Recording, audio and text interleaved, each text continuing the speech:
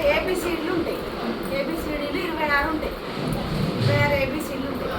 అంటే కొడుకు మరి పెద్దోళ్ళు చెప్పేది తెలుగులో అక్షర ఇది కూడా అనుకోవచ్చు. వస్తుంది వస్తుంది. ఏబిసిడీలు 26 ఉంటాయి. 26 ఏబిసిడీలల్లా ఏబిసి ఓడిపోతుంది. అంటే 26లో 3 ఓడిపోయినాయి కదా. 26లో 3 ఏబిసి ఓడిపోయింది కదా. ఇంక ఎన్ని ఉంటాయి అన్న? 23. అంటే ఆలోచించి చెప్పాలి మేము ఎదురు ఏబిసిడి ఓడిపోతే ఏబిసిడి ఓడిపోతే ఇంకెన్ని ఉంటాయి అన్న? చెప్పాలి ఇప్పుడు ఏమన్నా చెప్పాలి. ఏబిసి ఓడిపోతే ఎన్ని ఉంటాయా చెప్పు. ఇంకా అని ఇది ఆప్షన్ ఎవరు ఫైనల్ ఇది ఆప్షన్ అంటే దాన్ని బట్టి ఏబిసిడీలు 26 3 ఏబిసి ఓడిపోతుంది. ఏబిసి ఓడిపోతుంది.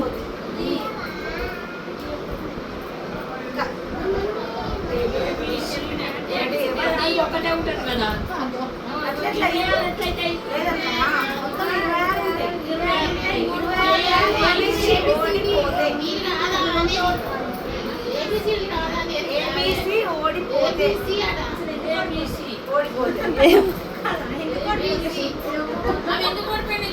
అదే 10 మంది పెట్టుకున్నాయి అవి ఓడిపోయినాయి శాతగాని. అలా ఇంకా కొన్ని ఉన్నాయి తెలివి కలే అన్నట్టు.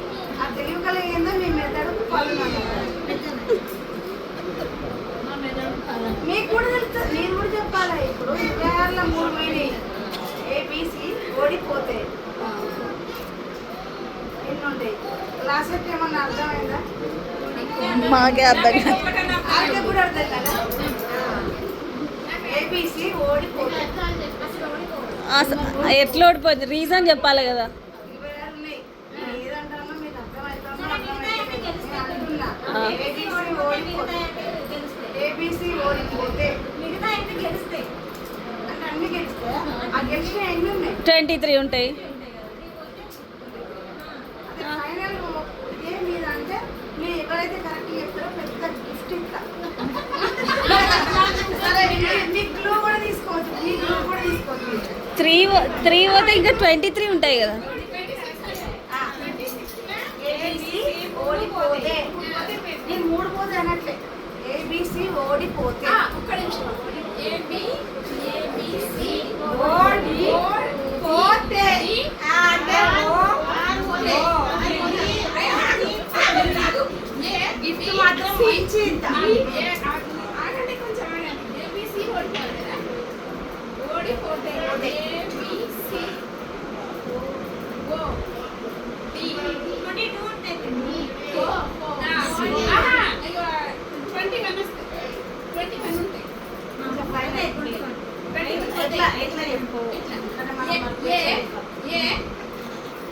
ఏబిసి ఓడిపోతే ఏ బి సి డి ఓ డి డి డి పోతే లేవు.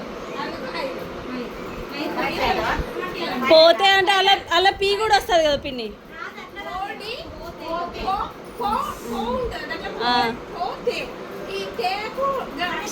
అవునవును 21.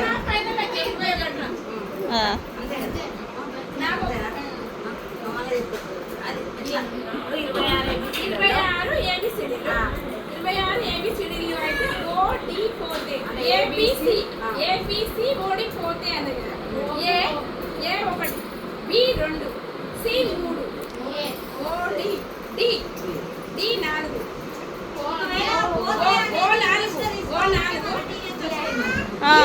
పీ కూడా వస్తుంది. టీ వస్తుంది. హెచ్ ఈ కూడా వస్తుంది.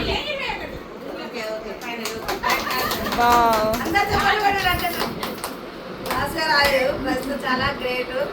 అంతే ఏబిసిలు ఓడిపోతుంది. చాలా